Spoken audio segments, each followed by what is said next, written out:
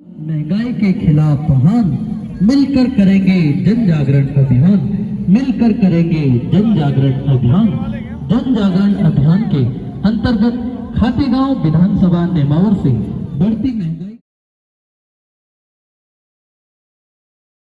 हमारे साथ चल रही है, वो आपको किस प्रकार महंगाई के कारण हर घर का बजट बिगड़ा उसके बारे में आपको बताएंगे।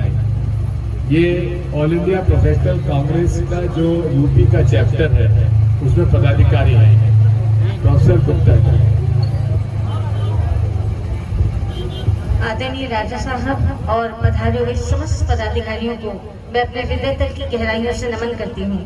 मैं मां नर्मदा की इस पावन भूमि को नमन करती हूँ जो मुझे आज ये सौभाग्य मिला कि मैं इस यात्रा का हिस्सा बन सकूं। जैसा कि आप सबको पता है कि भारतीय जनता पार्टी के शासन में अच्छे दिन तो शायद दूर दूर तक कहीं देखने को नहीं मिल रहे।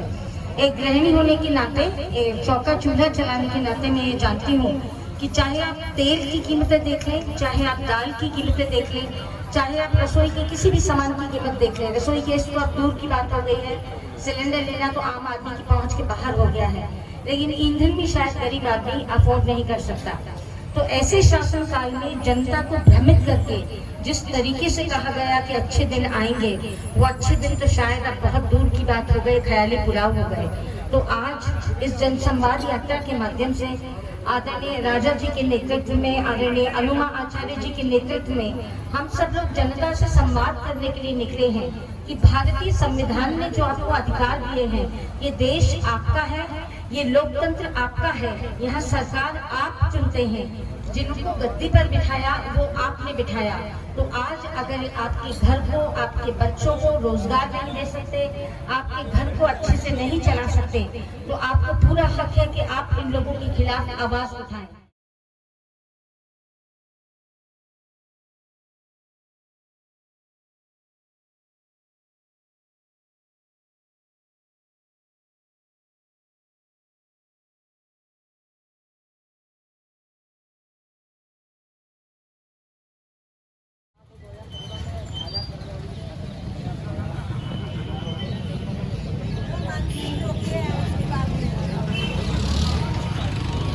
बोलिए भारत माता की। अरे दुकान पे बैठे हुए भैया भारत माता की जय तो आप भी बोल दो, भारत माता की, भारत माता की, वंदे वंदे। ये सत्य नहीं बोल रहा है, इसको बोलना। आज कन्नौज में जन जागरण यात्रा पहुंची है।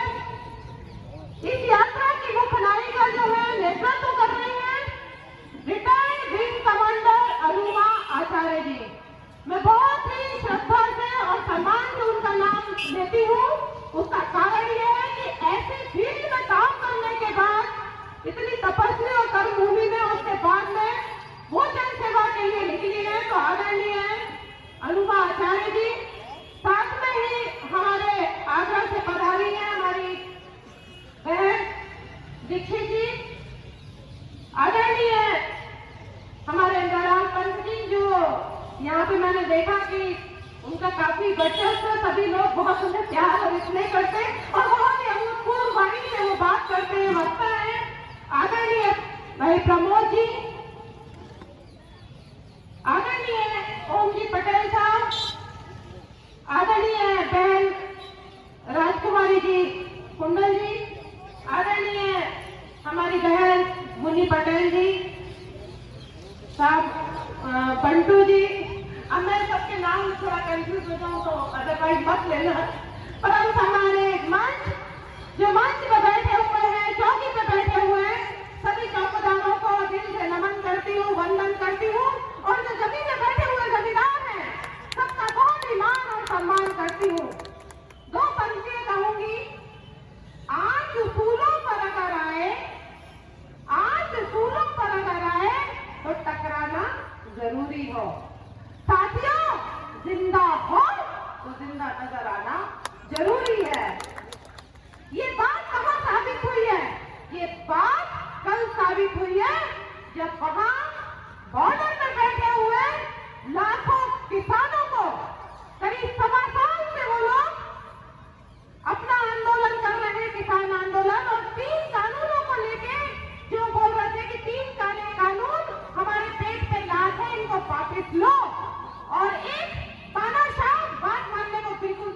नहीं था। ये हम सब लोग इस बात को जानते हैं। लेकिन हुआ क्या? बोलते हैं आसमां भी झुकता है, झुकाने वाला चाहिए। वो सरदार बैठे रहे, डटे रहे और करीब 600 लोग उसमें शहीद हो गए। बावजूद भी इसके वो तानाशाह मानने को तैयार नहीं था। लेकिन जब उन्हें लगा कि कुर्सी सरक रही है, फटाफट कल उन्होंने तीनों काले कानून वापस ले लिए। सभी को बधाई दूंगी। एक चीज तो आप बहुत अच्छे से समझ लेना कि ये आदमी सिर्फ और सिर्फ कुर्सी का ही मोहताज है। उसके लिए कुछ भी करने के लिए तैयार है। अगर वो तीन काले कानून नहीं थे कि वो सही थे, तो उनको वापस लेने की जरूरत क्यों पड़ी? और यदि वो गलत थे, तो 600 लोगों को शहीद करके करोड़ों अरबों रुपए वहां लगाने की, किसानों की जेब में से निकालने की जरूरत क्या पड़ी थी? तो सोचने की बात यह है कि तानाशाह से बचने के लिए, संभलने के लिए हमें इस आंदोलन की जरूरत पड़ी। क्योंकि आज हर व्यक्ति जानता है पेट्रोल डीजल के भाव क्या हो गए हैं, सिलेंडर के भाव क्या हो गए हैं। घर में अगर हम देखें तो किराने की स्थिति क्या हो गई है, पूरा बजट गड़बड़ा गया है। लेकिन कोई सुनने वाला नहीं है। लोग बोलते कि लोग बोलते क्यों नहीं है यार, रोड पे क्यों नहीं आते? मैं बता दूं रोड पे क्यों नहीं आते। यहाँ पे बैठे हुए मैं जानती हूँ बहुत सारे लोग उन्हीं के भगत हैं, उनमें हिम्मत नहीं है बोलने की। रोड पे वो इसलिए नहीं आते हैं क्योंकि उनको इतना डरा रखा है। अगर एक आदमी उनकी व्यवस्था, उनके सिस्टम के खिलाफ बोल देना कि महंगाई बहुत है, अरे रोजगार तो मिल ही नहीं रहा है, नौकरियों की किसी को तो हो ही नहीं रही है, नोटबंदी गलत कर दी, वो आदमी देशद्रोही है, वो नहीं बोल सकता। अगर वो बोलेगा, अगर वो नौकरी वाला है, कहीं ना कहीं ट्रांसफर कराने की कोई इतना फिक्र की दिमाग है कि हम कल्पना ही नहीं कर सकते। कहीं ना कहीं उसका ट्रांसफर कराने की कोशिश करेंगे। पारिवारिक आदमी है, कहीं ना कहीं वो जहां भी जुड़ा है उसको परेशान करना ही इनका मकसद है, क्योंकि इनको सिर्फ राज करना है। अभी मृणाल जी ने कितनी अच्छी बात बताई, वेस्ट इंडिया कंपनी। अब इस कंपनी का नाम रख दो आप भी, फूट डालो, राज करो, ये वही कंपनी है। अरे हम अडानी अंबानी की बात करें तो अंबानी की बात क्या करेंगे? भारत में कोई कमी है, सबसे रईस आदमी है। भैया लंदन में इतना बड़ा बंगला लेने की क्या जरूरत थी? बताइए मुझे। क्योंकि वो भी अपने आप को यहाँ से क्यों नहीं समझ रहे हैं? वो भी नहीं समझ रहे हैं कि हम यहाँ अगर भारत में रह रहे हैं तो सुरक्षित है। यहाँ से पैसा लूटो, जाके विदेशों में लगा। काले धन की बात कर रहे थे। अब बताओ जरा वो काले बाबा कहाँ है जो काला धन कह रहे थे कि काला धन आएगा, 15 लाख आएंगे? नजर आ रही क्या? हर आदमी को अपने बिजनेस की पड़ी है। साथियों, मैं तो आपसे ये कहना चाह रही हूँ बस कि इन लोगों से निपटने के लिए हमें एक होना पड़ेगा। संगठन शक्ति कलयुग है, कलयुग में संगठन की शक्ति ही सर्वोपरि है। अगर वहां किसान लोग इकट्ठे हो गए, एक हो गए, तो उनको झुकना पड़ा। महंगाई के खिलाफ आप एक हो जाओगे, झुकना पड़ेगा। क्यों नहीं? तो मुझे ये बताओ, किसने उनसे कहा था कि आप 2 करोड़ युवाओं को झांसा देने की बात करो कि नौकरी मिलेगी? किसी एक को मिली हो तो भैया यार हाथ खड़े करके बता दो, मैं जीवन भर गुलामी करूंगी। मिली क्या किसी के बच्चे को नौकरी? नहीं। युवा को मिली किसी को नौकरी? डिग्री लेके और माँ बाप से पैसे ले लेके बेचारे सिर्फ मोबाइल पे लगे क्या कर रहे हैं ये आपको पता है। आज मुझे कहने में संकोच नहीं है कि हर युवा को नपुंसक बना रहे हैं। हमारा भारत, युवा भारत, 21वीं सदी का भारत, आप बताओ कि युवा अगर इतना कमजोर होगा तो हम कहाँ जाएंगे? हर घर का, हर परिवार का इंसान ये देखता है बच्चे की नौकरी लगेगी, घर अच्छे से चलेगा, बुढ़ापे का सहारा मेरा बेटा और बेटी होंगे। लेकिन आज की स्थिति ये है कि पूरा भारत का जो युवा भारत है उसकी कमर तोड़ के रखी है। इस चीज पे हम गर्व करें और गुमान करें। हमसे पूछा जाता है कि 70 साल में क्या किया? तो भैया जो 70 साल में किया ना, तुम वही बेच खा रहे हो। चाहे एयरपोर्ट हो, चाहे स्टेशन हो, जहाँ देखो बेचने का ही काम कर रहे हो। आपने ये 7 सालों में किया। आज हर व्यक्ति की जेब उखाड़ी पड़ती है। तो मैं आपसे सिर्फ ये निवेदन करना चाहती हूँ कि ये जन जागरण यात्रा जो शुरू की है उसका उद्देश्य है कि आप डरो मत, आप डरिए मत, सामने आओ, अपनी बात कहने की हिम्मत रखो। अगर वो गलत बातें इतनी कहते हैं, 99 बार अगर इतना कहता था किसी से बात मनवानी है तो 99 बार को 100 बार को वही कहकर सामने वाला जो आप चाहते हो। तो आपको सही बात कहने में क्या तकलीफ है? आप माउथ पब्लिसिटर बनो, जहां खड़े हो वही बात करो।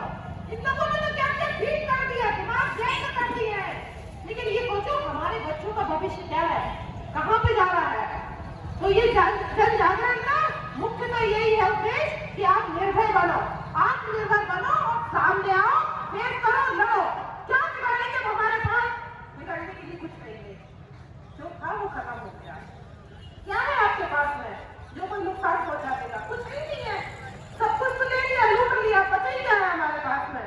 तो आप सामने आइए, क्योंकि एक जो दीपक जला है ना, जो अनुमा ने एक दीपक जलाया है रोशनी का, उस दीपक से हम हजारों लाखों करोड़ों दीपक जला सकते हैं। हम सब उस जन जागरण में अभियान में शामिल हो और जहां हो वहीं पे चर्चा करें, वही चर्चा करें कि क्या युवाओं को नौकरी मिली, क्या 15 लाख रुपया है।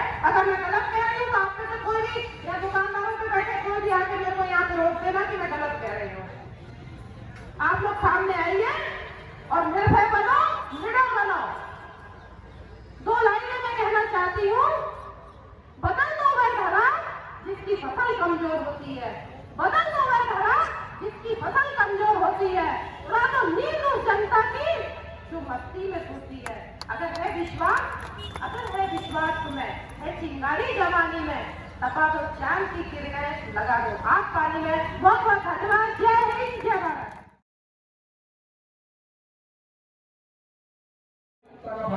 जय हिंद, जय भारत, जय हिंद। मैं बड़े सम्मान के साथ हमारे युवा साथी संक्षिप्त में बोलने क्योंकि आज हमें सुनना है राष्ट्रीय प्रवक्ता कार्यक्रम में आइए।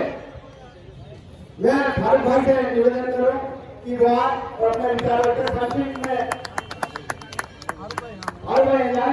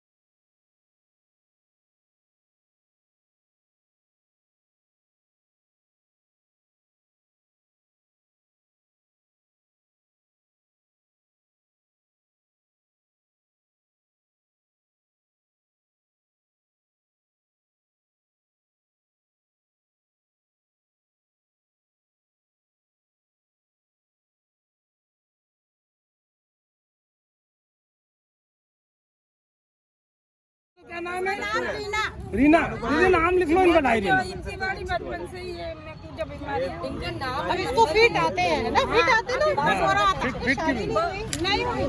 अच्छा, तो इसको तो पेंशन मिलनी चाहिए ना, बीमारी है बेचारी को। तो वो बीमारी बता कौन से गाँव के आप? खीरनी खेड़ा। भाई के गाँव। और आपका नाम क्या बोला? इनका तो सर करवाइए क्योंकि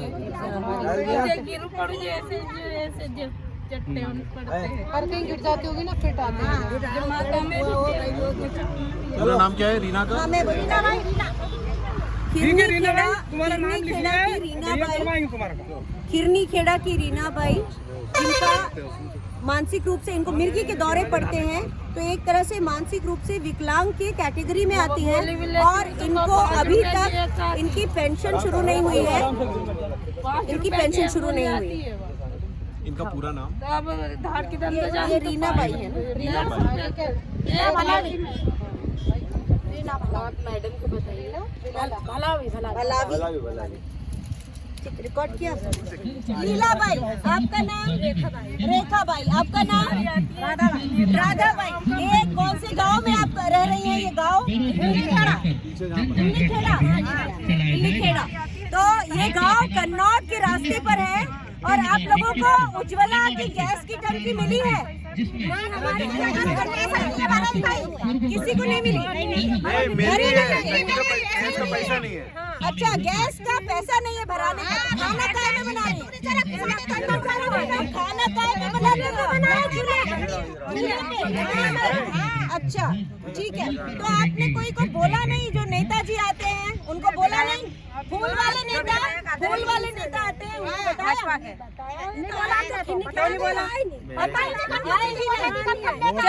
तो ये कहना है लीलाबाई का और राधाबाई का। इनका कहना है कि इनको एक बार गैस की टंकी मिली और उसके बाद उनको अब चूल्हे पे खाना बना रही हैं। तो उज्ज्वला के सच जैसे जैसे हम गांवों में जाएंगे हम देखते जाएंगे। ये है उज्ज्वला का सच।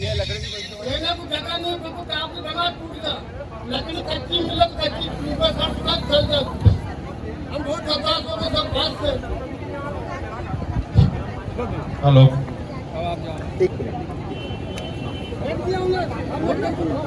जल्दी से ये राधे किशन भाई हैं, बहुत दिनों से विकलांग है, गाड़ी की बात कर रहे हैं और इनको गाड़ी नहीं मिली है। तो ये बहुत साफ दिखता है कि यहाँ की जो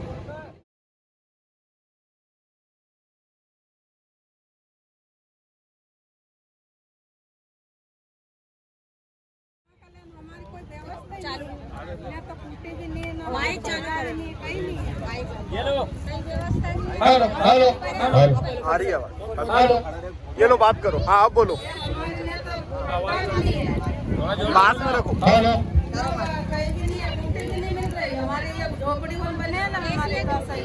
और महंगाई, तुम काय में खाना बना रही हैं? आप गैस में खाना बना रही हो, चूल्हे में बना रही हो? चूल्हे में ही बना रही हो आप, और गैस की टंकी नहीं भरवा रही? गैस की टंकी करना फिर है महंगा। हाँ सही है, आपको नहीं मिली? आपको नहीं मिली? ये बोल रहे हैं। आपको क्या गैस नहीं मिली, टंकी नहीं मिली थी? एक बार मिली, उसके बाद 1000 रुपया देके भराना पड़ता है। तो खाना किसने बना दिया? थोड़ा बहुत लकड़ी जलानी पड़ती है। ठीक है। तो ये उज्ज्वला योजना के सच हमको लोगों के बीच में घूम कर मिल रहे हैं कि एक बार मिला और उसके बाद फिर उनको 1000 रुपये देना पड़ रहा है। बहुत प्रॉब्लम हो रही है और वो बहन को तो मिला ही नहीं, घर भी नहीं मिलेगा।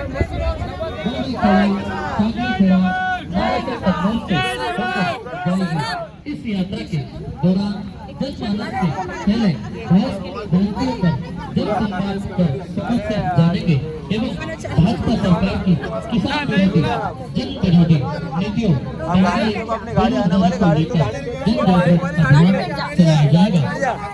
यात्रा दिनांक 19 नवंबर 2021 को नीमच से प्रारंभ होगी, जिसमें नीमच से एक मिनट दीदी, एक सेकंड इधर देखिए। थोड़ा सा दीदी इधर हो जाइए, इधर हो जाइए। हाँ, इस तरफ। हाँ, नवंबर 2021 को शाम 5 बजे पहुंचेंगे एवं आम जन से संवाद करेंगे, जिसमें आप सभी अधिक से अधिक संख्या में पहुंचकर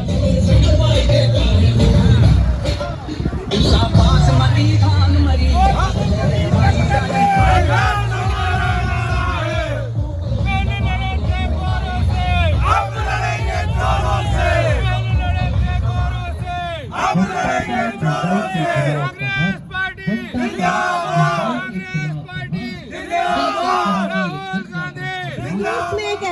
लड़ाई थी जो हमने अंग्रेजों के खिलाफ लड़ी थी, क्योंकि वो हमारी बातें नहीं सुनते थे, हम पर गलत तरीके से शासन कर रहे थे और हमें दबा रहे थे।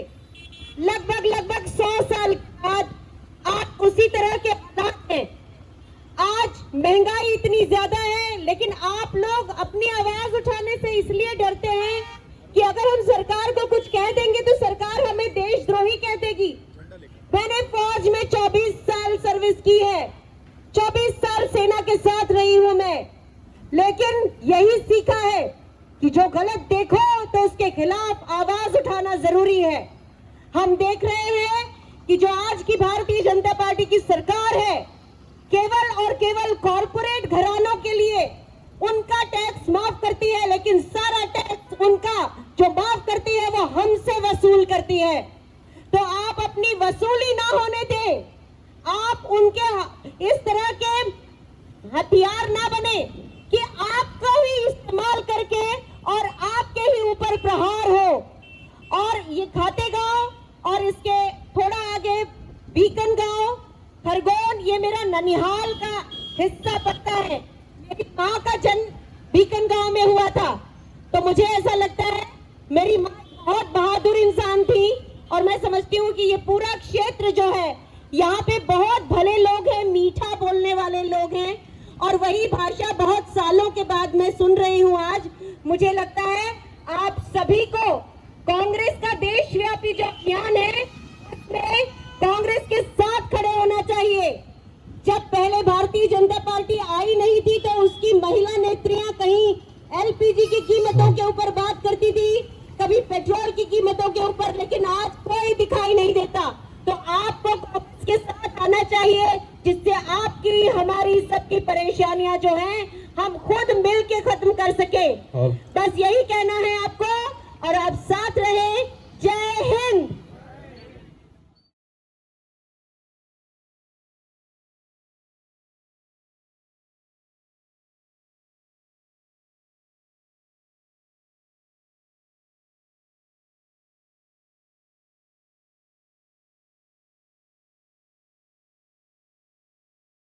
दो 2021 को नियमावत शाम 5 बजे पहुंचेंगे एवं आम जन से संवाद करेंगे, जिसमें आप सभी अधिक से अधिक संख्या में पधारकर होने वाली यात्रा को सफल बनावे।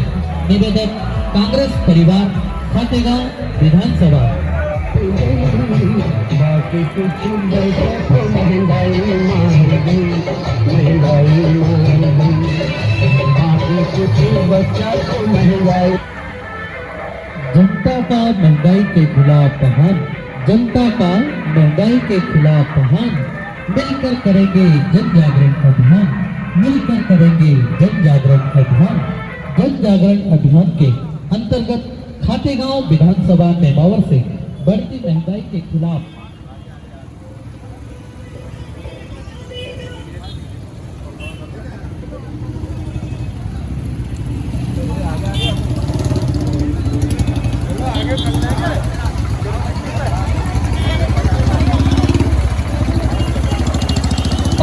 सुश्री ये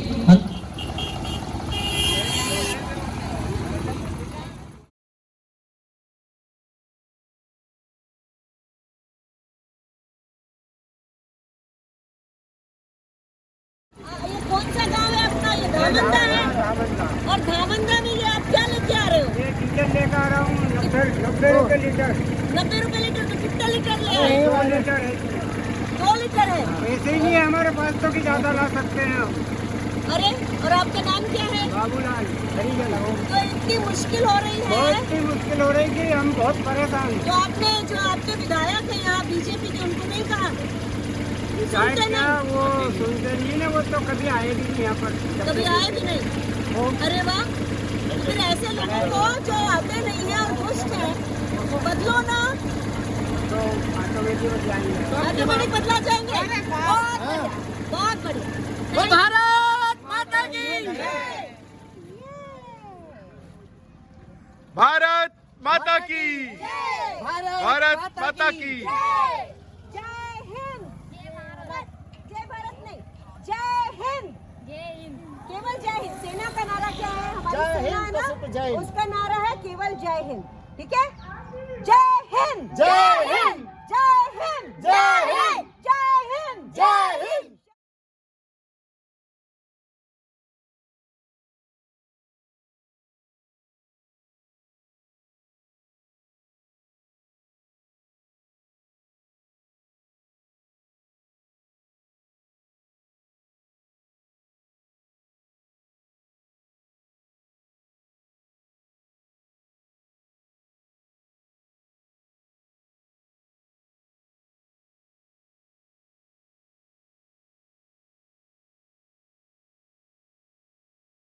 नमस्कार, आदाब, सत श्री अकाल, जय भीम। आप सभी का स्वागत है एमपी लाइव टीवी में।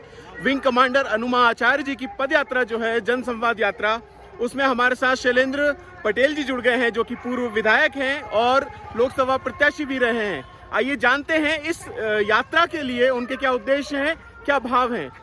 पटेल जी, सबसे पहले तो मैं अनुमा आचार्य जी को बधाई और साधुवाद देना चाहता हूं कि उन्होंने इस पदयात्रा की तैयारी की और हमारे बीच में लगातार विदिशा संसदीय क्षेत्र में 4 दिनों से पदयात्रा कर रहे हैं जी। और जैसा कि आज देश में हालात हैं, कहीं ना कहीं जागरण की आवश्यकता है। हम लोगों को जागृत करें, लोगों को बताएं कि उनके मौलिक अधिकार क्या हैं, देश की आज़ादी किसने दिलाई है और आज देश किस दिशा में जा रहा है जी। और ये पदयात्रा निश्चित रूप से लोगों को जागृत करेगी और कहीं न कहीं जो लोकतंत्र में आज जो हत्या हो रही है, वो लोकतंत्र का हनन हो रहा है, उस लोकतंत्र की वैल्यू समझेंगे और एक बदलाव की बयान लेकर आएंगे। क्या बात है। जिस तरह से महंगाई ने देश का पेट काट दिया है, मान लीजिए, उसके लिए आप क्या कहेंगे?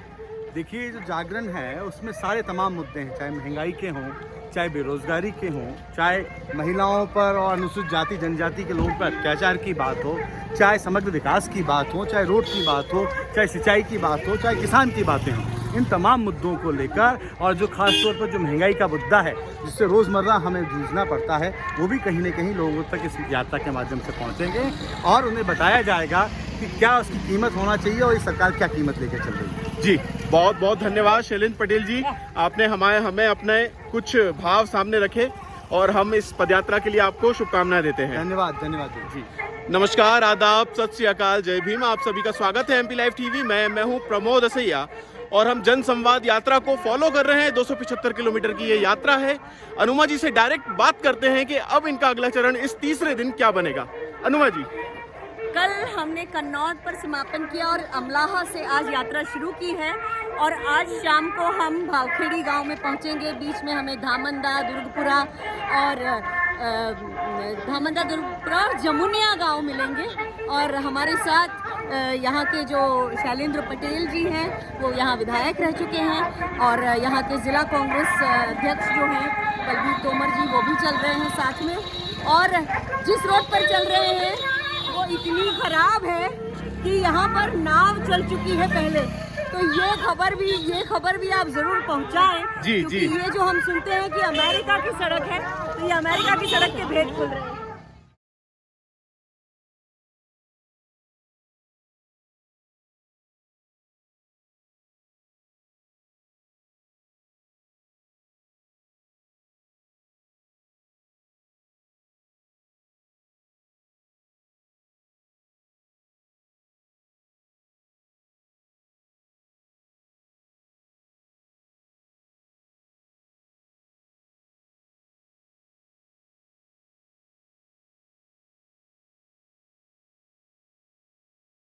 रोज काटने आती हो क्या? रोज काटते हैं। फिर ये तो गीली लकड़ी है, आँख में धुआं लगता होगा। अभी सूखेगा तो जब ही खाएं।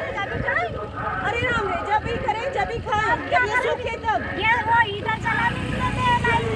अच्छा, हीटर भी नहीं चला? नहीं, हमारा घर कुछ नहीं चलता। अच्छा, बिल कितना आता है वैसे? बिल वो तो जिसका घर हीटर चलता है उसका हिसाब से आता है। हमारे पास में हीटर चलता है तो 250 रुपये बिल आता है। तो हमारी सरकार में तो कांग्रेस सरकार में तो 100 रुपये आते थे। नहीं सर, अब तो 250 बना दिया, कल से 250 बना दिए। सिलेंडर भी 900 कर दिया। काम मिल रहा है? कहीं काम करने के लिए काम मिल रहा है? नहीं, कोई काम नहीं। आपको बस रोजगार है, हमारा घर पे खेती किसानी करके जो। अच्छा, और ये आपको इससे आप चूल्हे पे ही खाना बना रहे हैं? बनाते हम। क्या नाम है आपका? मेरा नाम संगीता जी। अच्छा, तो आप ये कांग्रेस आंदोलन चला रही है महंगाई के खिलाफ, ये गैस की टंकी के सबके दाम बढ़ाने के खिलाफ, तो आप कांग्रेस का साथ देंगी इसमें? सर हम तो सब दूध देने पे तैयार है, पर अब टंकी तो सस्ती नहीं, जब कांग्रेस तो नहीं करेंगे सस्ते, ये तो नहीं करेंगे। कांग्रेस पार्टी आएगी तभी कुछ उम्मीद करेंगे हम कि ये सब सस्ता हो।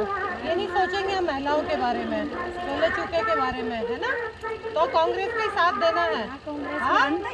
हाँ, बहुत बढ़िया, बहुत बढ़िया। ठीक है संगीता, धन्यवाद। कांग्रेस सबका विकास करेगी। जय हिंद, जय हिंद।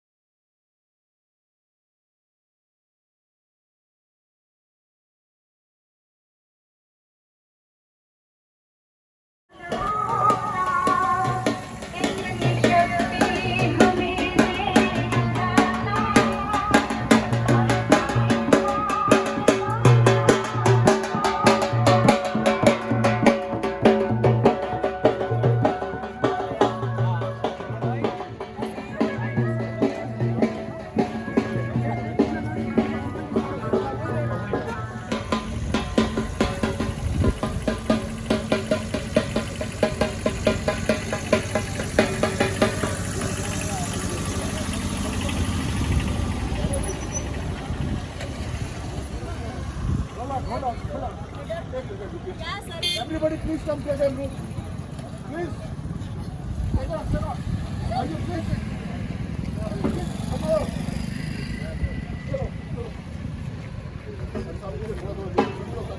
भारत माता की जय, भारत माता की जय, भारत माता की जय।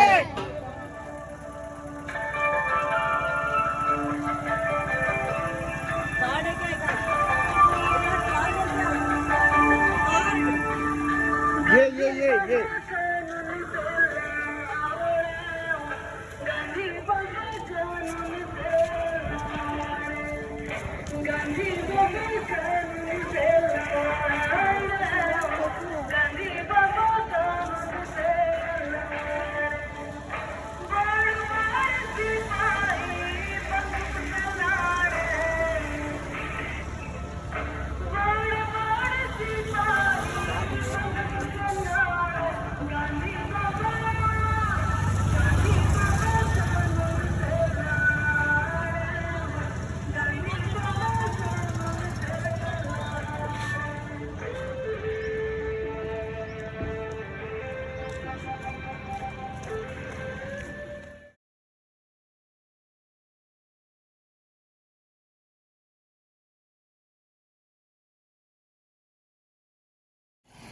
ये भैया आप कहाँ जा रहे हैं इधर? मैं इधर नसरुल्लागंज तक जाने वाला हूँ। नसरुल्लागंज। तो इधर कितने गांव पड़ेंगे? हम यहाँ जनसंवाद करते जाना चाहते हैं, तो इधर कितने 2-4 गांव पड़ेंगे अभी रास्ते में? नहीं मैम, यहाँ से 5-7 किलोमीटर कोई गांव नहीं है। कोई गांव नहीं है? इसके आगे 5-7 किलोमीटर के बीच में एक गांव आएगा उधर, 7वें किलोमीटर पे। 7 किलोमीटर तक? हाँ। तो मतलब हम जो जैसे जनसंवाद यात्रा निकाल रहे हैं, तो यहाँ हमको लोग बाग नहीं मिलने वाले हैं? नहीं, इसमें इस पीरियड में बीच में कोई नहीं मिलेगा। बीच में कोई नहीं मिलेगा? जंगल एरिया है पूरा। अच्छा, ये पूरा जंगल एरिया है, कोई गांव नहीं। ठीक है, तो ऐसा करते हैं फिर हम लोग थोड़ा सा ये जंगल एरिया को थोड़ा हम जल्दी निकल लेते हैं। ठीक है, थोड़ा सा जो लोग गाड़ी में बैठना चाहें वो बैठ के चलें, और जो थोड़ा सा ऐसे वो प्रमोशन वैन के साथ जाना चाहें वो उनके साथ चल दें। अपन यहाँ से करीब 3-1 किलोमीटर निकल लेते हैं यहाँ से। है ना? क्या बोलते हैं स्पेंसर भाई? है ना, 3 किलोमीटर के करीब अपन 3-4 किलोमीटर निकल लेते हैं, जो जंगल का एरिया जहाँ से। चलो भैया आपका धन्यवाद, आप निकलें, है ना? Thank you so much.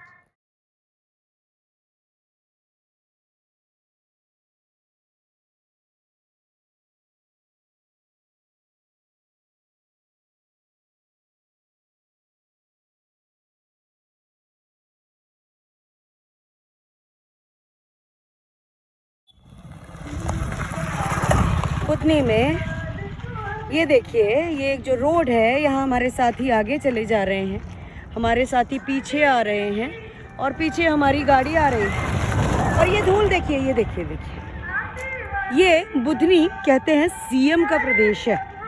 और सीएम साहब जो हैं यहाँ पर ऐसा दिखता है कि रेत के माफियाओं को संरक्षण दे रहे हैं। रेत के सैकड़ों डंपर यहाँ से निकलते हैं, अवैध उत्खनन हो रहा है। और शिवराज सिंह कहते हैं कि मध्य प्रदेश में कोई प्रॉब्लम नहीं है। आपने सभी ने देखा कि रोड की क्या हालत है। बस यही है मध्य प्रदेश की शिवराज सरकार का सच, जो हम आपको दिखाने निकले हैं, पर उससे पहले खुद देखने निकले हैं। जय हिंद।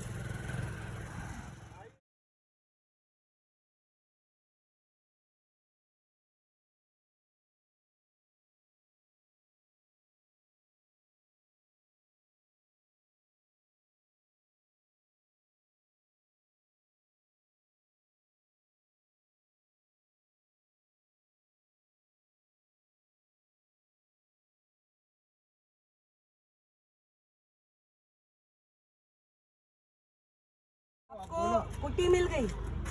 मिली थे अभी ठीक से पूरी बनी नहीं। अच्छा, आई नहीं है अभी। अभी अच्छा,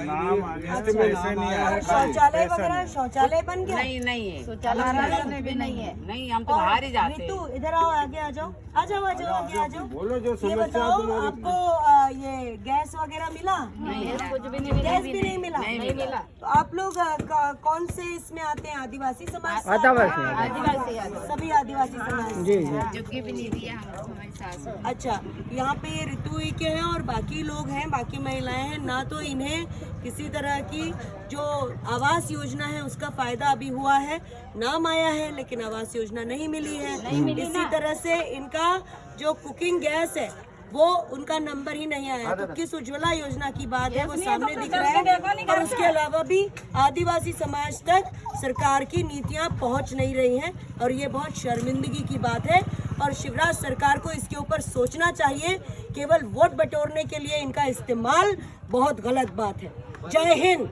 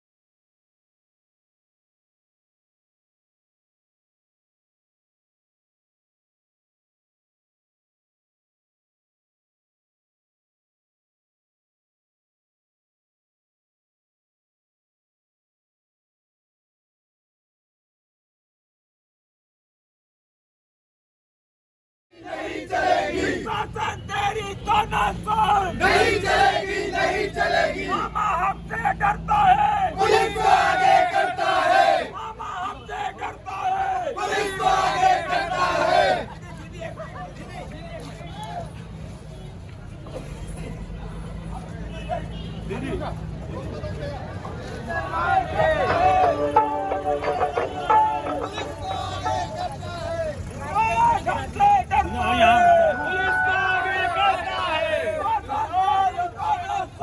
नहीं चलेगी, नहीं चलेगी।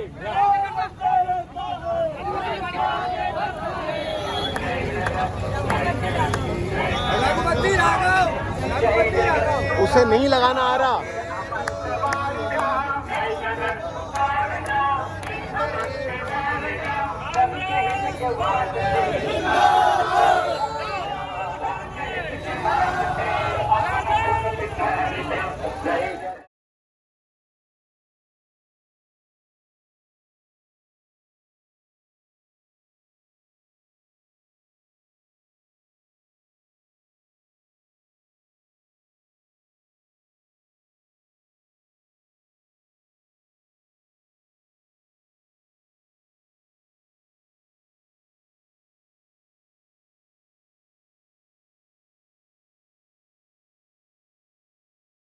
और मैं विदिशा की रहने वाली हूँ, वहीं मेरा जन्म हुआ था। आज भाषण नहीं देना है मुझे, आज हमारा है संविधान दिवस। 26 नवंबर 1950 हमारा संविधान पारित हुआ था और उस दिन जो संविधान बना था उसको आपको पता होगा कि 300 से ज़्यादा मेंबर्स ने मिल के बनाया और जब उसमें बहुत सारी महिलाएं भी थी, तो जो कांग्रेस की विचारधारा ये रही है कि सबको साथ लेके चलने की, तो संविधान में उस तरह के सबके लिए प्रोविजंस थे, सबके लिए उसमें कुछ न कुछ था और ये ऐसे बना हमारा संविधान। आज हालत ये है कि भारतीय जनता पार्टी अलग अलग बिलों में संशोधन करती है, नया कुछ नहीं बना पा रही, तोड़ सब रहे, चाहे वो संविधान हो, चाहे सेना हो, चाहे दूसरी संस्थाएं हो, शिक्षा संस्थान हो। तो हमें अपने संविधान पर गर्व है और बस चूंकि आज संविधान दिवस के दिन हम लोग सारे लोग यहाँ इकट्ठा हैं, तो बस ये कहना है कि जिन लोगों ने बनाया उन पर हमें गर्व है। शायद ऐसे लोग हमें दोबारा कभी नहीं मिलेंगे, इसलिए हमें उस संविधान की अपनी जान देकर भी रक्षा करना पड़े तो हम करेंगे। मेरे साथ बोलिए, जय हिंद, जय हिंद, जय हिंद, जय हिंद, जय हिंद, जय हिंद।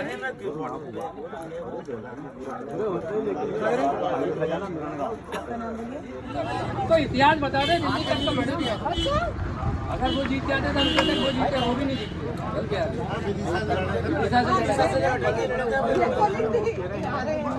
उसके बाद कम से कम बनाना है।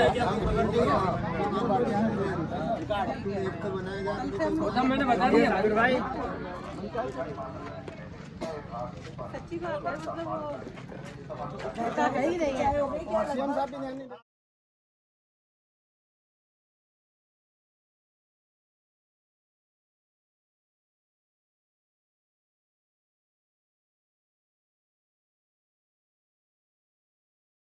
आपके यहाँ कोई ऐसी बहू आती होगी, बहू आती है ना, तो एक बहू जो बड़ी बहू है बहुत अच्छी है, मतलब ऐसा नहीं, कभी छोटी बहू भी वैसी हो जाती, कभी बड़ी भी वैसी हो जाती। तो बड़ी बहू खूब काम करती है और छोटी बहू नई नई शादी करके आई, तो बड़ी बहू ने पूरा खाना बना दिया, दाल चावल रोटी सब्जी।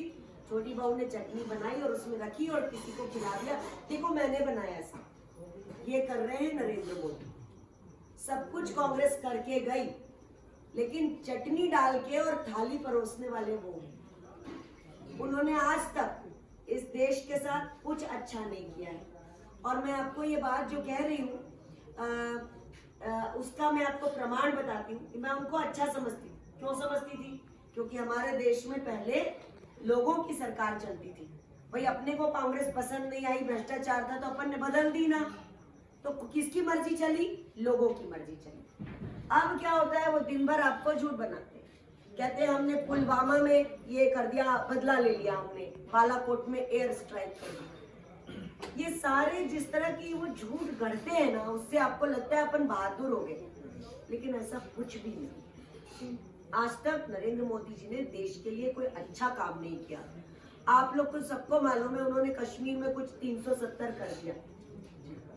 आपका उससे क्या मिला? किसी को रोटी मिली क्या उससे? किसी का पैसा बढ़ा? किसी का कुछ नहीं बढ़ा। चावल दे दिया, आपको दे दिया, नहीं मिला। एक बार दे दिया, 2 बार दे दिया, नहीं एक बार नहीं मिला। अब मिलेगा। मेरा सिर्फ इतना कहना है कि आपको छुट्टी मिल गई क्या? सबको घर मिला? नहीं मिला, तो आपको नहीं मिला।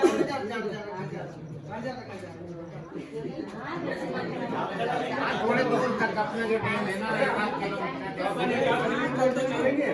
हाँ अच्छा लगेगा। सुबह कितने लोग आएंगे? सुबह यात्रा में कैसे जाएगा?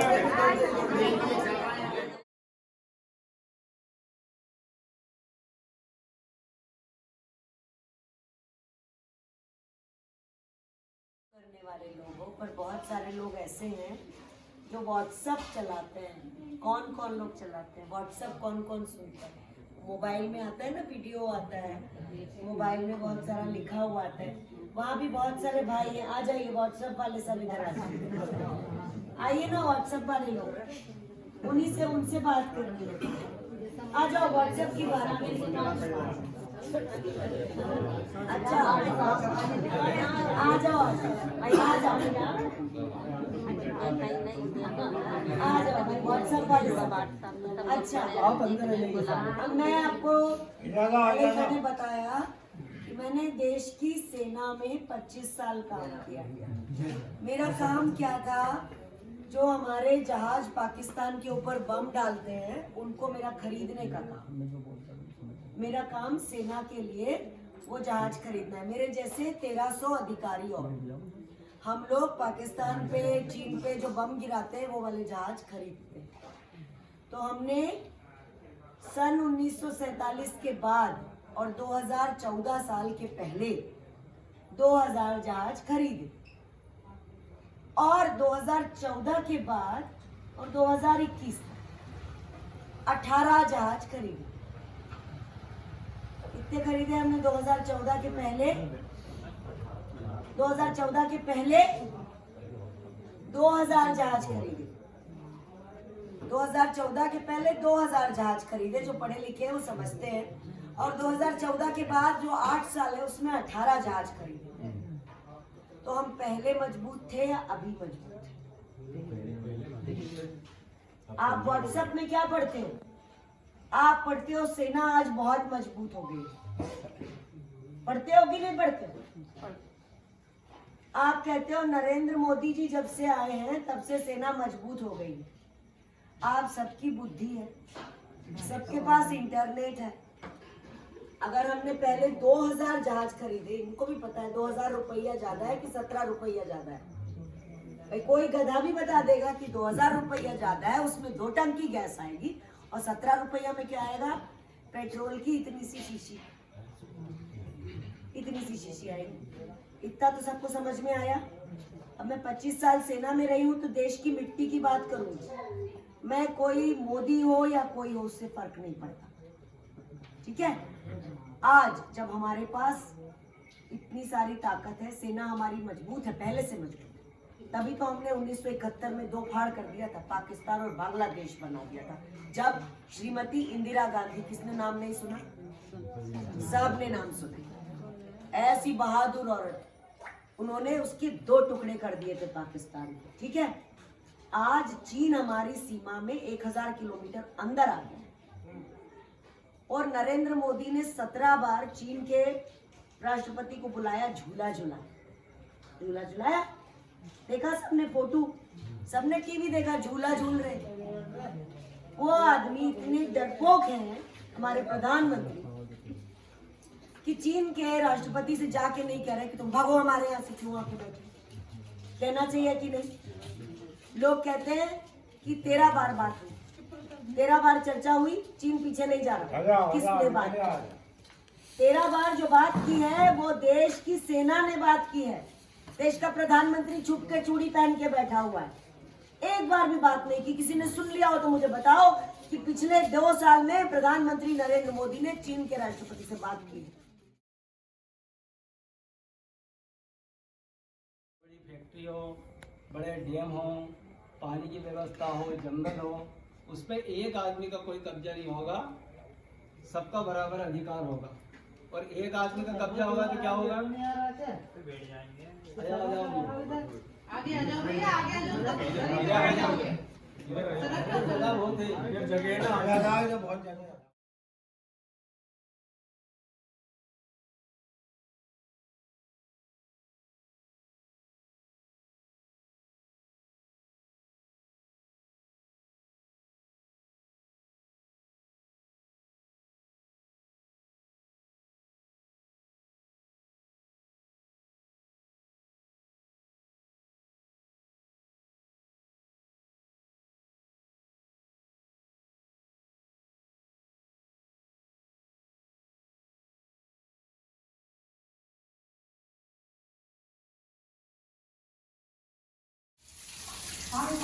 ये हमारे कार्यकर्ता का घर है जहाँ अच्छे से धुलाई चल रही है, पूरा आंगन धोया जा रहा है। थोड़ा सा क्या बोलते हैं, महंगाई पे थोड़ा ध्यान दो, थोड़ा आवाज उठाओ जरा।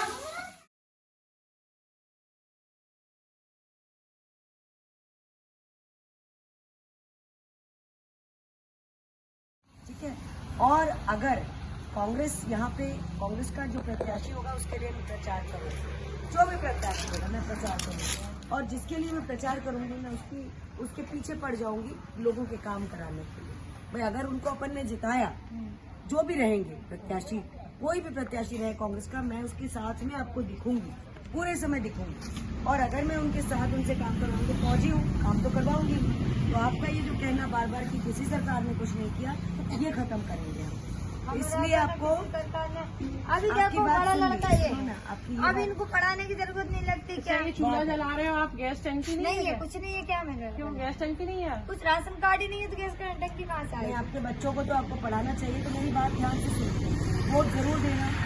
कांग्रेस के प्रत्याशी के साथ अगर मैं प्रचार में आऊंगी, आपको कहीं भी दिखेगा, सुनने में भी आएगा कि मैं कांग्रेस के प्रत्याशी का प्रचार कर रही हूँ, तो आप मुझे तो पहचान लोगे। इतनी देर अपन ने बात की है, आपके पास मेरा नंबर भी है, तो आप मुझे फोन करके बोलना, हम आपको देख रहे हैं, और जिस प्रत्याशी का आप प्रचार कर रहे हैं उससे अगर आप काम नहीं कराएंगी तो हम आगे से वोट देना छोड़ देंगे। ठीक है, ये आप मुझसे कहेंगे, ठीक है ना? तो अगर वो जीत जाते हैं हमारे प्रत्याशी, तो फिर आप लोगों की जो ये शिकायत है इसे दूर करेंगे, ठीक है? पर आपको कांग्रेस का साथ देना चाहिए। हमने तो अगले साल भी कांग्रेस को ही दी थी, वो जब चुनाव हुआ था तब भी कांग्रेस में ही वोट दी थी। चलो अच्छा, तब भी कुछ भी नहीं हुआ। नहीं अब वो ठीक है।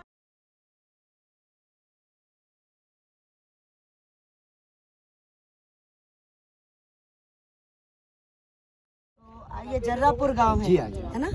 और यहाँ पर ये आप लोग कुछ को पट्टे मिले हुए थे और कुछ लोग 60-70 साल से रह रहे थे, और उसका अच्छा ठीक है, और उसका वो लोग जुर्माना भर रहे थे। ठीक है, आपका नाम क्या है? नेत्राम जी।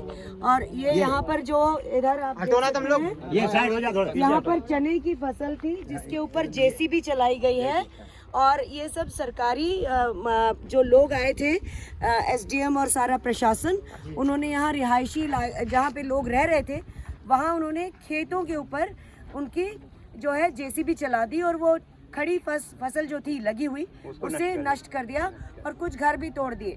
तो किसी नोटिस पर भी उन्होंने सिग्नेचर कराए हैं। मैं समझती हूँ कि जब लोग यहाँ रह रहे थे तो थोड़ी संवेदना रखी जा सकती थी, और अब इस गांव के ये सारे लोग परेशान हैं। आज हम इनसे जनसंवाद कर रहे हैं। जर्रापुर गांव बुधनी।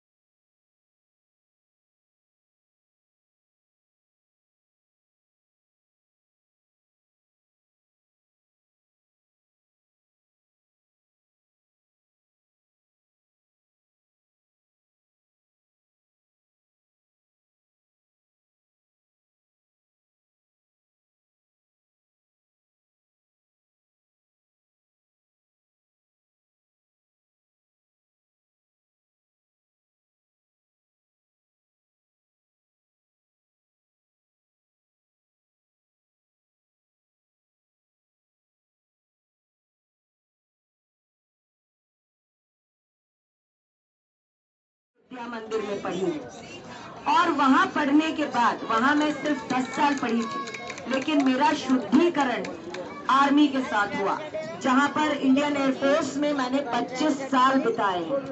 मैं भारतीय वायुसेना के पहली महिला अधिकारियों में से एक हूँ। मेरी ब्रांच के लोग, हम लोग जहाज की खरीदारी करते हैं जिससे हमारे पायलट को सबसे अच्छा जहाज मिल सके। तो आप लोग जो व्हाट्सएप चलाते हैं, उन्हें लोग ये कहते हैं कि महंगाई इसलिए है क्योंकि हमारा देश मजबूत बन रहा है, हमारे देश को बहुत मजबूत नेतृत्व मिला है। आप बताइए, क्या आप सब यही पढ़ते हैं या नहीं पढ़ते हैं व्हाट्सएप पे कि हमारे देश की सेना अब मजबूत हो गई है? पढ़ते हैं या नहीं पढ़ते हैं? तो आपको वही सच्चाई बताना है मुझे। चूंकि मैं जहाजों की खरीदारी से जुड़ी हुई अधिकारी हूं और 25 साल मेरी सेना के सेवा के उसी में गए हैं, तो आपको ये मालूम होना चाहिए कि 1947 में जब हम आजाद हुए, बल्कि 1962 के बाद और 2014 तक हमने लगभग 1900-2000 के करीब जहाज खरीदे। हमने जो भी हवाई जहाज खरीदे वो अपने समय के बेहतरीन जहाज थे, चाहे वो मिग 21 हो, मिग 29 हो, जैगुआर हो, सुखोई 30 हो या मिराज हो। और अब जो राफेल, ये भी 2007 में जब यूपीए की सरकार थी, हमने इस एयरक्राफ्ट को सेलेक्ट कर लिया था। और 2012 में जब हम इसका ऑर्डर देने वाले थे, उसके पहले हिंदुस्तान एरोनॉटिक्स लिमिटेड जो हमारे यहाँ की जहाज कंपनी है, उसका कुछ प्रॉब्लम हुआ और उसके बाद 2014 में सरकार भी बदल गई। तो वही जहाज जो यूपीए की सरकार ने चुन के रखे थे, उन्हीं जहाजों को बिना दोबारा किसी तरह की टेंडरिंग के उन्हीं जहाजों को दोबारा खरीदा गया। कितने जहाज खरीदे? 18 जहाज खरीदे अब तक। ठीक है, तो जो 2000 जहाज 2014 के पहले खरीदे गए और 18 जहाज बाद में खरीदे गए, अपने ही दिमाग से पूछिए, क्या पहले हम मजबूत थे या अब हम मजबूत हैं? अब केवल टीवी के चैनल्स आपको बताते हैं कि हम ज्यादा मजबूत हैं। दूसरी बात सुनिए, दूसरी बात ये कि चीन आज वार करो, उसके परिवार को परेशान करो, उसके फोन को टैप करो, ये सब काम करो। सबसे पहले जो जिनको कुचल सकते हैं कुचल दो, जिनको भटका सकते हैं भटका दो, और जिनको डरा सकते हैं डरा दो। ये 3 इनके हथकंडे हैं जिसको लेकर उन्होंने हमारे लोकतंत्र को भी खत्म कर दिया। और हमें इस हथकंडों को, इन हथकंडों को समझना पड़ेगा, अपने आप को भी जगाना पड़ेगा और इर्द गिर्द के लोगों को भी जगाना पड़ेगा कि इनके झांसे में अगर हम आ गए तो कुछ चीजों का होना तय है। इनके झांसे में आ गए तो ऑलरेडी देश बर्बादी के करार में है और बर्बाद करके छोड़ेंगे, और आने वाले पीढ़ी के लिए हम क्या देश छोड़ के जाएंगे, ये हमें सब पूछना पड़ेगा। तो मेरा अनुरोध है कि हम सिर्फ नीति पे ना देखते हुए इनके हथकंडों को पहचाने, इनके हथकंडों से परे हो और औरों को भी समझाए कि ये लोग देश बर्बाद किस प्रकार करते। दूसरा, मेरे कांग्रेस साथियों के, मैं इसलिए इतना दूर आया हूं और एक दिन सिर्फ हनुमा जी के साथ चल रहा हूं क्योंकि मेरा संपूर्ण विश्वास है कि कांग्रेस में जो वापस, कांग्रेस में ताकत है, कोई कमी नहीं है कांग्रेस की ताकत, लेकिन ये कांग्रेस को के ताकत को जगाने का जो काम है वो सिर्फ ऐसे जूते चप्पल घिसके ही हो सकते हैं। ये हमारे घरों में बैठ के नहीं हो सकता, भाषणों से नहीं हो सकता था। ये अभी व्हाट्सएप पे और फेसबुक पे पोस्ट डालने से बहुत जरूरी काम है, लेकिन उससे नहीं होगा। हमारे कुछ लोगों को, और हम आज, मैं खास करके इसलिए आया, मुझे पता था आज के दिन में जंगल और खाली जगह है, लेकिन जो वो जंगल और खाली जगह में अकेले 2 पागल की तरह चल पाएंगे ना कांग्रेस और देश के लिए, वही इस देश को भी बचाएंगे। मेरा आप सबसे अनुरोध है कि अभी हम बाकी सारे चीज दिमाग से हटा दे, आराम हटा दे, डर हटा दे, लोग देख के क्या बोलेंगे वो विचार हटा दे, बाकी लोग हमें पागल बोलेंगे वे सब विचार हटा के इस देश के जनता को जगाने के लिए और कांग्रेस पार्टी को वापस जगाने के लिए और उसी के साथ इस देश को बचाने के लिए हम सबको अपने अभी जूते चप्पल घिसवाने पड़ेंगे। और इस मुहिम में आप सबका स्वागत है। ये बोल के मैं आपसे विराम लेता हूँ। Thank you. जय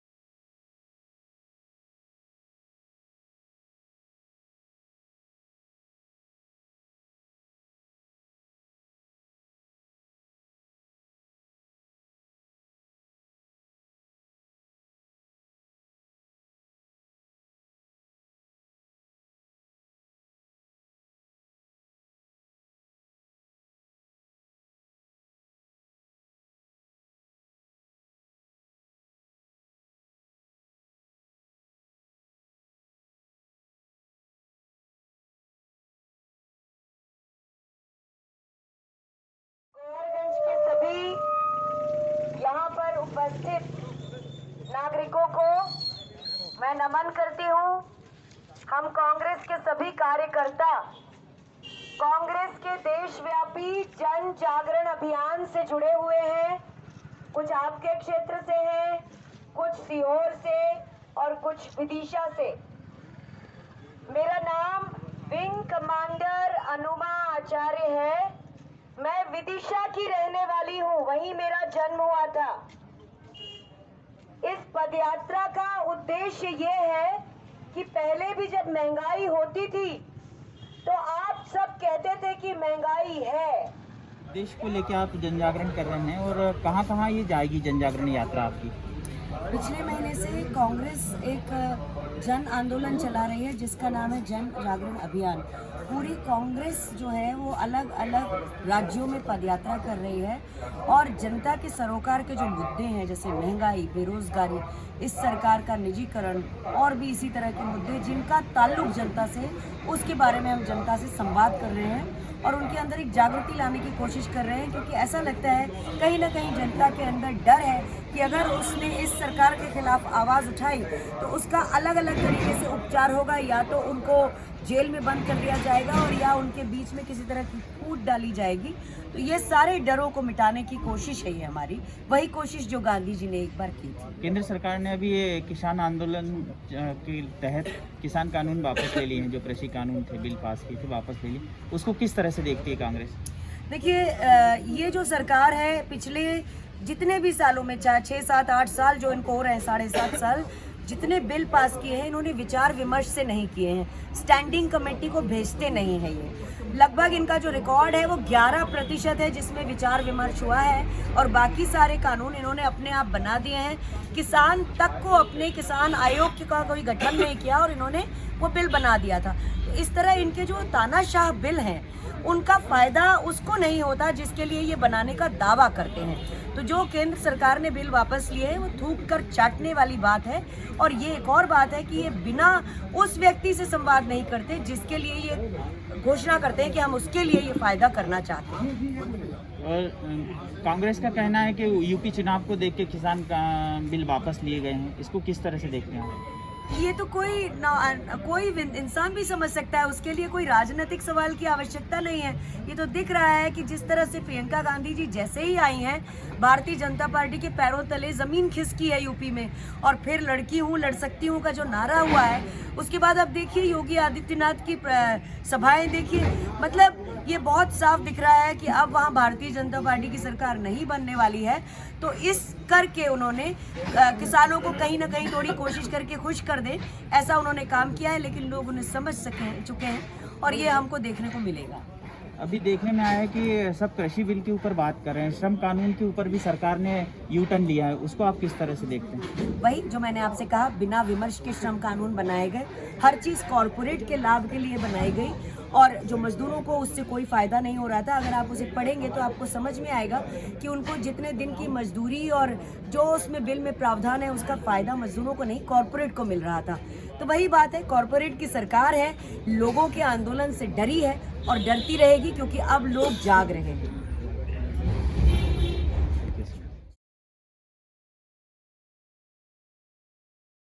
कहीं ना कहीं हल्का सा दिख जाता है।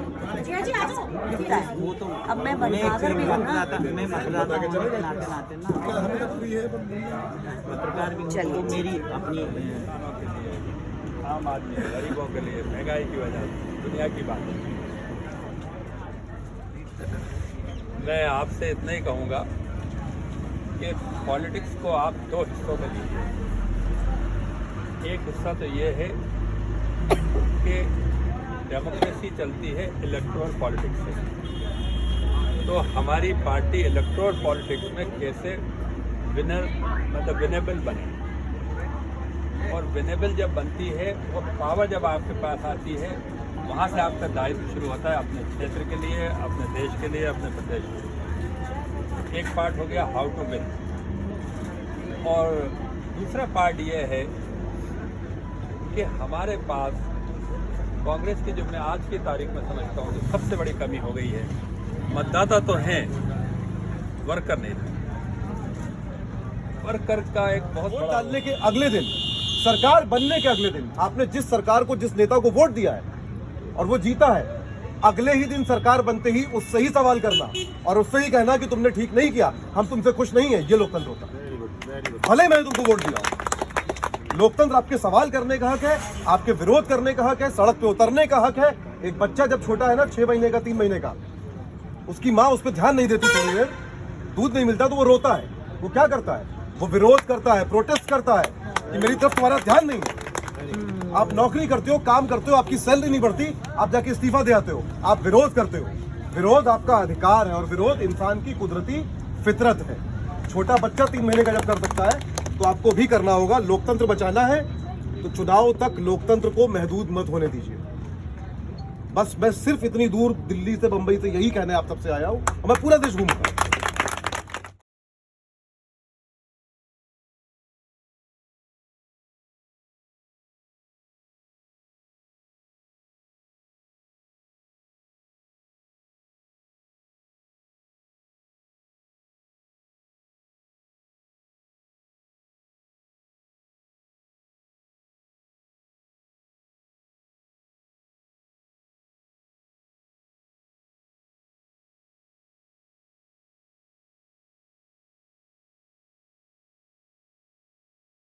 गांव में है और यहाँ महिलाएं हैं। आपको उज्ज्वला की गैस मिली है, सिलेंडर मिला है क्या? तो खाना काहे पे बनाती हो? गैस पे बनाती हो? खाना लकड़ी पे बनाते हैं क्योंकि गैस महंगी हो गई है और कल से तो 1100 रुपए का हो गया है ना।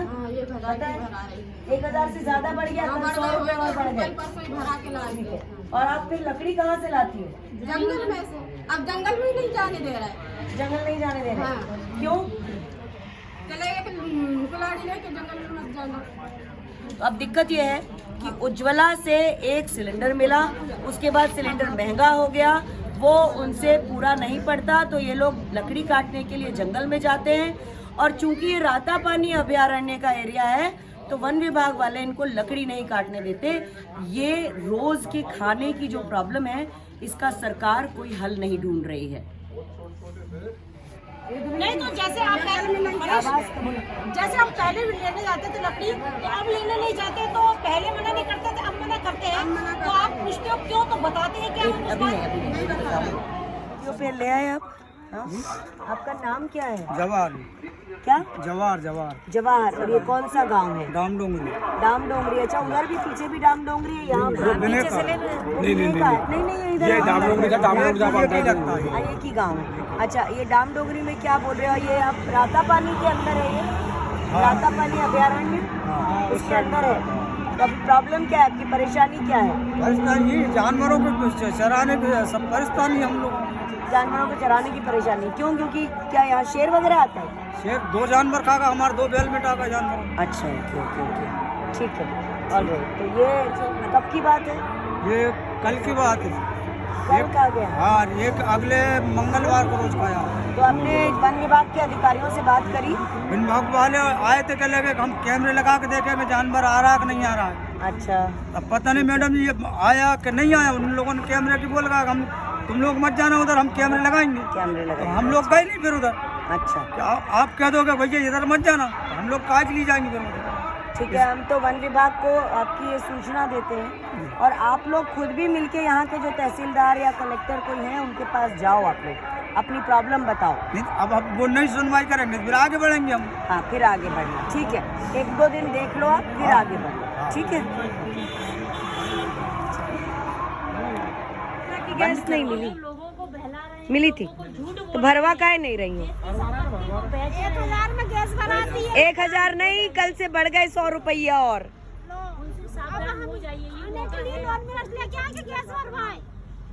महंगी हो गई टंकी। चूल्हे पे रोटी बना रही जी। चूल्हे पे बनाते। क्यों बाबा जी, आपने भी तो देखा होगा पहले जो महंगाई है अभी ज्यादा है, पहले ज्यादा थी? अभी ज्यादा है। अभी ये लॉकडाउन ने ज्यादा कर दी। लॉकडाउन ने? और कौन ने कर रही? लॉकडाउन से महंगाई बढ़ती है? लॉकडाउन से महंगाई बढ़ गई। हमारे यहाँ तो हर चीज के भाव ज्यादा आ रहे हैं। हाँ, तो लॉकडाउन से क्या हो गया उसका? इससे तो आना जाना बंद हो गया। ना तो कोई सामान ला सकते, ना ले जा सकते। बस अब मर्जी का भाव चल रहा है सब। अच्छा क्यों दादाजी, कल टंकी पे 150 रुपये और नेट बैलेंस पे 2GB पे 150 रुपये बढ़े हैं, इसमें तो लॉकडाउन का कोई मतलब नहीं है ना, फिर कल क्यों बढ़े? लॉकडाउन तो कब का खत्म हो गया है, अब क्यों बढ़ रहा है? अब वो चला रहा है, बस बढ़ गया, जो चीज बढ़ जाती है एक आध बार घटी, क्यों दादाजी? कभी घटी नहीं है वो। अच्छा क्यों दादाजी? 47 के बाद 70 साल में जो महंगाई हुई और जो 7 साल में महंगाई हुई, उसका अंतर भी जोड़ो। 70 साल में जो चीज 50 पे पहुंची थी, 7 साल में वो चीज 100 सवा से पहुंच गई, वो भी तो देखो आप। हाँ है ना। वो दिन ऐसे मिलेंगे, आओगे जब तुम साजना, अंगना फूल खिलेंगे। गाँव वालों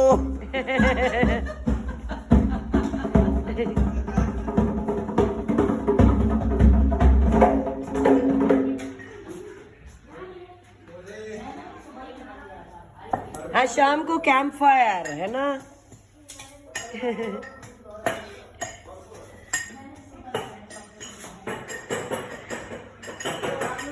यार ये सब पहले लगा दी थी कि अब तक तो काफी देर हो चुकी, पता कैसे चलेगा? 4 बजे उठा लगा दी। और अभी सुबह भी अलार्म बचा है। गुड मॉर्निंग, कैसे हैं आप?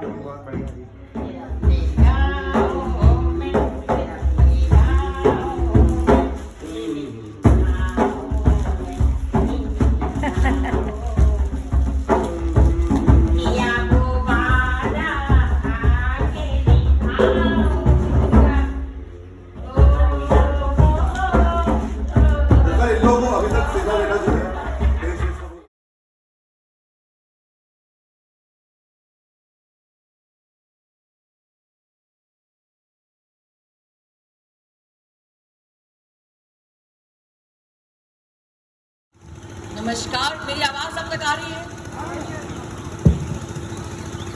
ये बाड़ी है, फुलवारी है, ये बाड़ी है, फुलवारी है, और यहाँ की जनता हमें बहुत प्यारी है। देखिए, हमेशा देखिए महंगाई मुद्दा है, बेरोजगारी मुद्दा है, महिला सुरक्षा मुद्दा है, और सारे मुद्दे आप जानते हैं। तो मैं आपसे सिर्फ एक ही बात कहने आई हूं। जब आप सड़क पर निकलते हैं और बीजेपी आरएसएस वाले कहते हैं कांग्रेस ने 70 साल में क्या किया, कांग्रेस ने 70 साल में क्या किया, तो हम उन्हें यही जवाब देते हैं कि आजादी के बाद इस देश में सुई नहीं बनती थी। इस देश के बड़े बांध, बड़े अस्पताल, शिक्षक संस्थान, ये सारे कांग्रेस ने बनाए। और जब बीजेपी की सरकार आई तो उसने क्या किया? उसने सिर्फ और सिर्फ धर्म के नाम पे राजनीति करी। उसने हमें 2021 में 1947 में ले जाके खड़ा कर दिया, जहां पे मुद्दा विकास नहीं है, रोजगार नहीं है, महंगाई नहीं है। मुद्दा क्या हो गया? भाई भाई को आपस में लड़वाना। इसमें 4 पंक्तियां आपके सामने कहना चाहूंगी जो मेरे विचार में हम सबकी फिलॉसफी होना चाहिए, हम सबकी लड़ाई होना चाहिए। और वो पंक्तियां क्या है? मैं तुम्हें अपने उसूलों की कसम देती हूँ, मैं तुम्हें अपने उसूलों की कसम देती हूँ, मुझे मजहब के तराजू में न तौला जाए। मैं तुम्हें अपने उसूलों की कसम देती हूँ, मुझको मजहब के तराजू में न तौला जाए। मैंने इंसान रहने की कसम खाई है, मुझे हिंदू या मुसलमान सिर्फ न समझा जाए।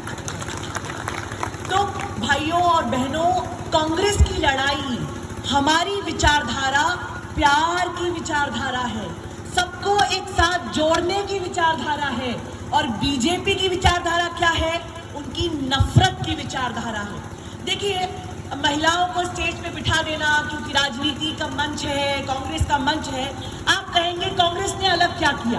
आप कहेंगे जब हम महिला सुरक्षा की बात करते हैं, थॉमसन राइटर्स एक इंटरनेशनल रिपोर्ट है, उसके अनुसार क्या आप जानते हैं हनुमा जी एक बार पदयात्रा करेंगी और इसके बाद समापन हो जाएगा।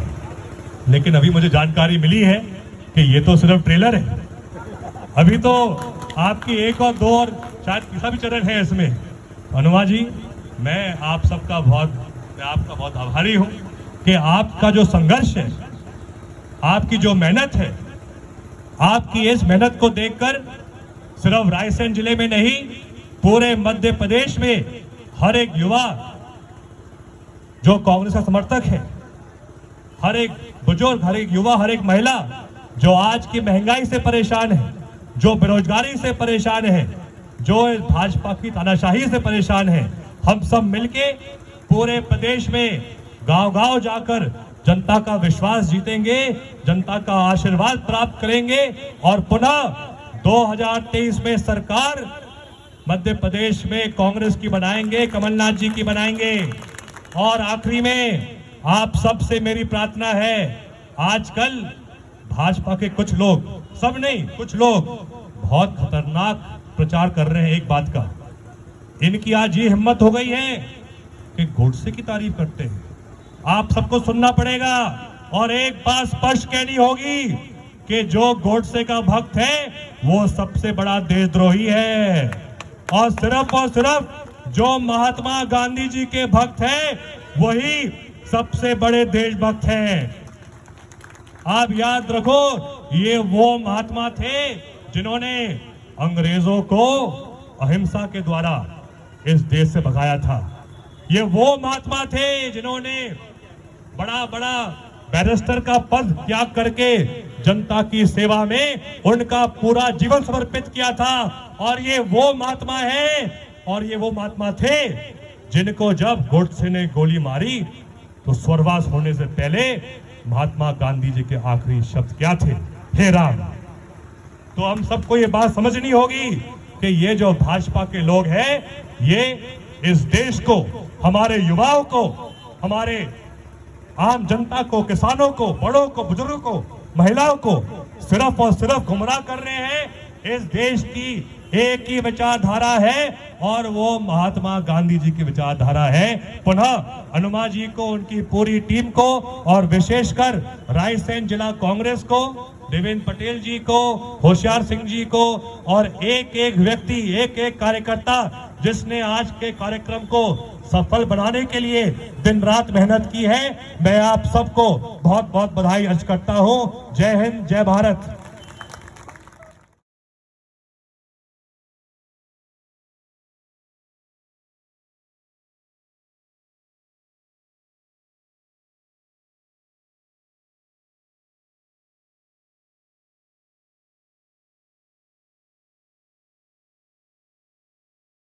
से बिगड़ती हुई रोड का सच दिखा और उसके अलावा हमें ये सच भी दिखा किस तरह से वंचितों को उनके ऊपर जेसीबी चलाई जा रही है और सरकार उनके साथ निर्दयता कर रही है।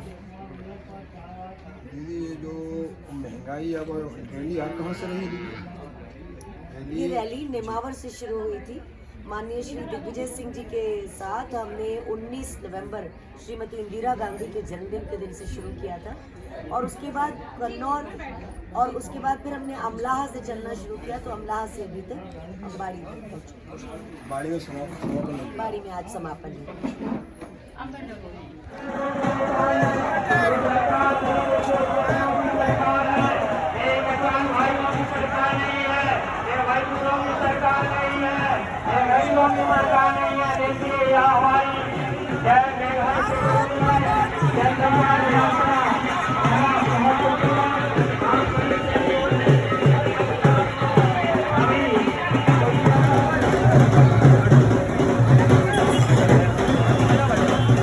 अरे भानु भैया,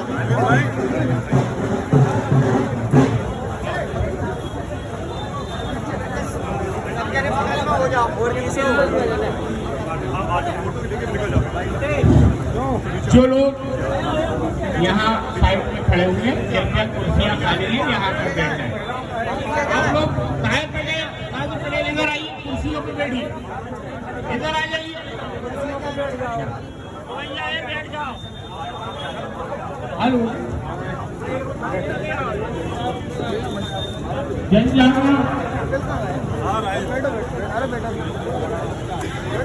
यात्रा में शामिल हुए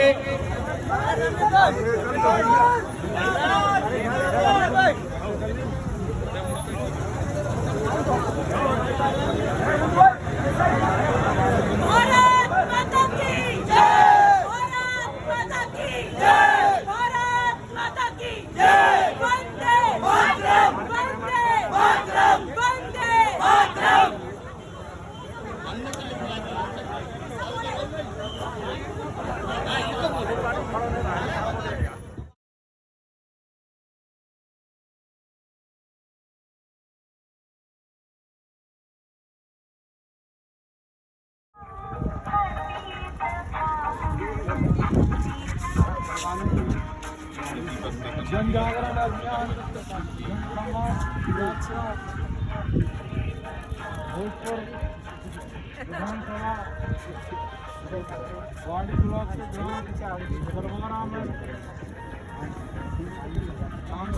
अभी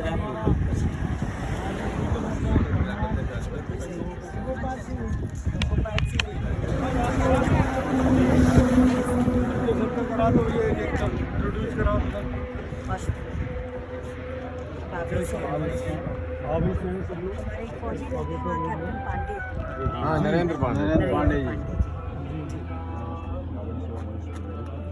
आप उमेश तिवारी पत्रकार हैं यहाँ पे बंसल से सेवा दल के भी हैं, आप जिला कांग्रेस उपाध्यक्ष भी हैं, एक कार्तिक वर्मा जी पार्षद हैं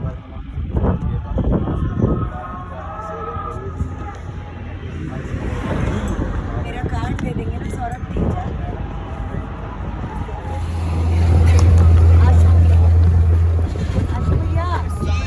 फोटो बाद में खिंचाना है। यात्रा में है और सिरवारा पहुँचने वाले हैं।